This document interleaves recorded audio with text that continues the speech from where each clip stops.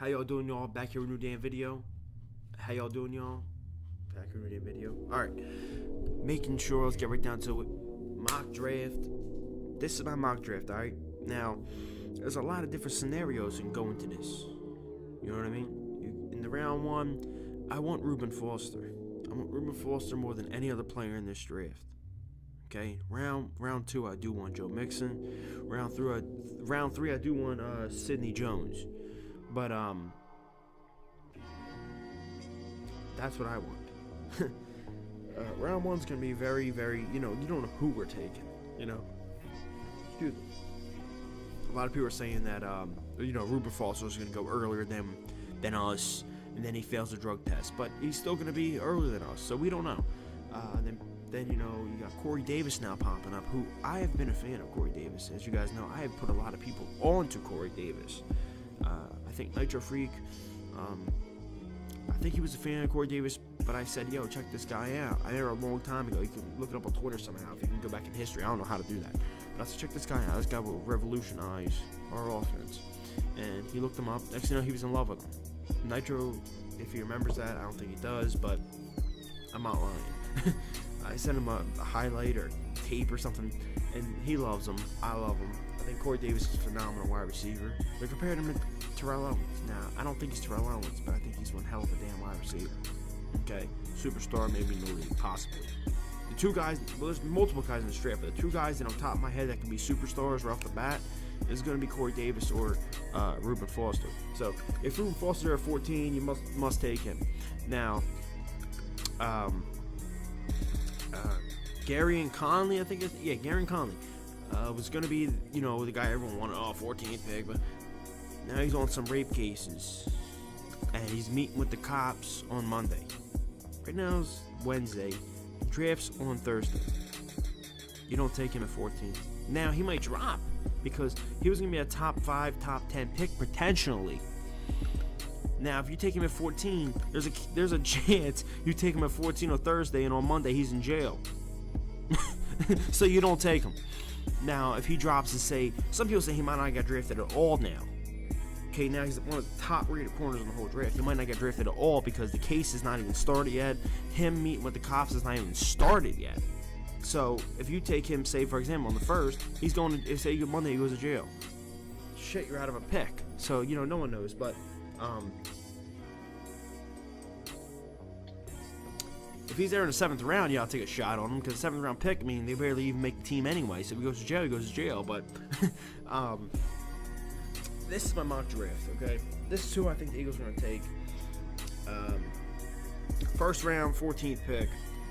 Now, I was going to make a whole mock draft from the whole NFL, every team, because I'm really good at that, okay? I can tell who's going for number 1 overall. It should be Myles Garrett. It probably will be, knowing the Cleveland Browns, probably Mitchell Trubisky or somebody, which it shouldn't be. It should be Myles Garrett. They got 2 picks in the first round. Why can't they just pick another quarterback, I think at, 12? But that's how they roll. But Myles Garrett probably be number 1. Then you got Solomon Thomas, this guy, that guy. And I'll tell you right now, I think at 4, before I get into the Eagles, I think Jacksonville. It's my surprise. A lot of people say that Fournette's going to Jacksonville. Fournette. What I heard is that that's a bluff, and that they're looking at Deshaun Watson. They're looking at somebody to replace Blake Bortles if Blake Bortles does not perform well this season. Because I think he's due a contract after this season, and if he doesn't perform well, then hell, he's a bust. You get him out of there. So I think they might trade down because of smokescreen, with the whole Fournette stuff, and get Deshaun Watson. So look out for Jacksonville, maybe getting Deshaun Watson. I don't know. That's what I heard. That's what I think. Maybe. Okay.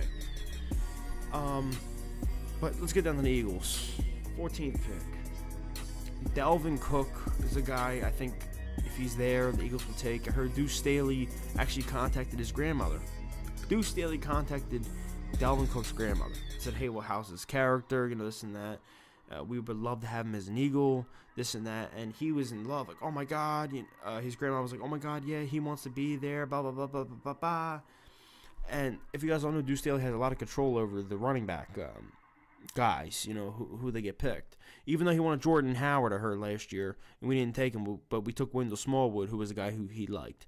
I think he liked McCoy, if he was a running back coach at the time, I can't remember. But I heard he had a lot of influence from trades with the running backs and who we pick a running back, blah, blah, blah. So if Dalvin Cook is there, I think he will be the pick of 14. But my gut says at 14, my gut says they'll take John Ross, which I don't like, and I will boo that motherfucker. Don't get me wrong, I like John Ross. Run a 4-2-2. But if you got, say for example, say you got Reuben Foster on the board, you still got Corey Davis, the best receiver in this draft. You still got Cook on the board, McCaffrey on the board, and you take John Ross, I'll have a problem with that. But my gut says they take John Ross, but overall, it probably will be Corey Davis. The more I hear, the more I see, the more I know. The more I see he met up with the Eagles, then I see that he's retweeting Eagles fans saying future Eagle. Now Alshon Jeffrey's following him, and so is I think Carson Wentz. And I heard Carson Wentz is in love with him. So, and I heard at the end of the season, the Eagles gave him a list of wide receivers and said, "Hey, tell us who you like the most." And he watched, I guess, all the film on them, and I guess he likes Corey Davis. And an Eagles fan wrote him, as I said before, it said future Eagle, and he retweeted it. And today he was on 94.1 WIP. So he could be the pick of 14, unless he goes higher. So I'm just gonna, I mean, the mock drafts, you can't really predict these things. But as I said, my three, probably Dalvin Cook, John Ross, or Corey Davis. I would love to be Reuben Foster. That's who I want the most. That's who I want more than anything. Okay. Round 2, I want Joe Mixon. If we don't take Cook in the first round, then in my opinion, the second round will not be Joe Mixon. It'll probably be Witherspoon or whoever. But back to what I was saying. Say they take Corey Davis in the first round, pick 2 in the second round. I want Joe Mixon. I hope it's Joe Mixon, but it won't be Joe Mixon. It'll be Alvin Kamara. I have no problem with Alvin Kamara. I think Alvin Kamara is a stud. I think he's a sleeper in this draft of a running back. I think he's a really good running back, and I think he'll be very good in the West Coast offense. He does a lot of things well. He can catch, athletic. He's getting compared to Devontae Freeman, so you can't compare to him, Devontae Freeman was a late round pick too, I think. You can't go wrong. And then round 3, I say Sidney Jones, if he's still there. Now, I would love to take Sidney Jones, okay? I understand Sidney Jones tore his ACL at his pro day, but let's look at it this way. If he didn't tear his ACL, he would have been a top 5 pick, top 10 pick, possibly the pick of the Eagles at 14 if he lasted that long, which I don't think he even would have. Because Lattimore, who even knew who Lattimore was? Marshawn Lattimore, who even knew who he was until Sidney Jones got hurt? No one even knew who this cat was.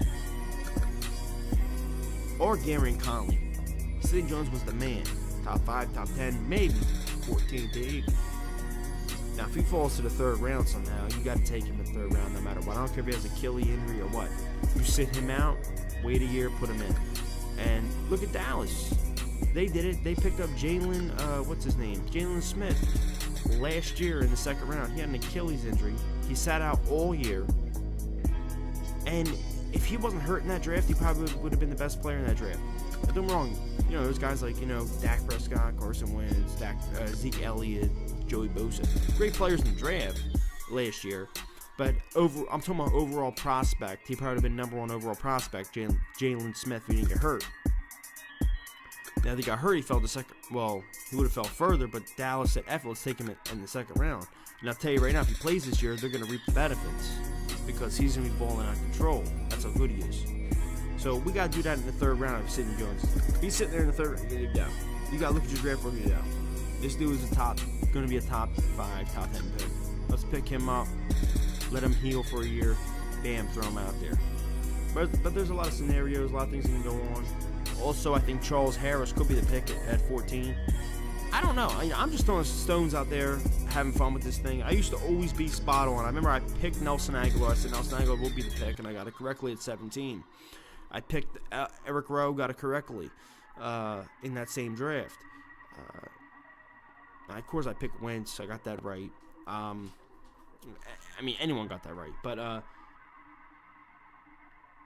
the year before that, the 2 years before that or whatever, I picked Jordan Matthews.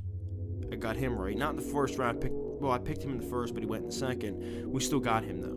I picked a couple guys correctly over the years. But this year, there's just so much loaded talent. It's in Philly. There's just so much, stuff going on. You don't know who to pick, where, what. It just, boom. But who I want, really, first round, Reuben Foster. Second round, Joe Mixon. Third round, Sidney Jones. But overall, I think it's going to be Corey Davis, Alvin Kamara. Unless they go corner there, like Witherspoon, or if Trey White falls that far, or what's his name, Deion Johnson, or whatever his hell. There's so many motherfuckers in this damn draft.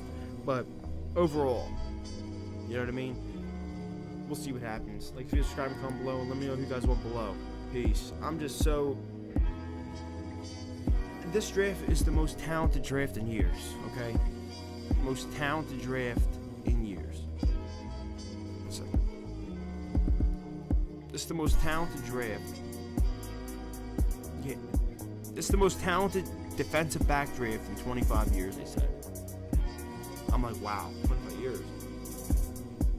The best tight end draft possibly ever.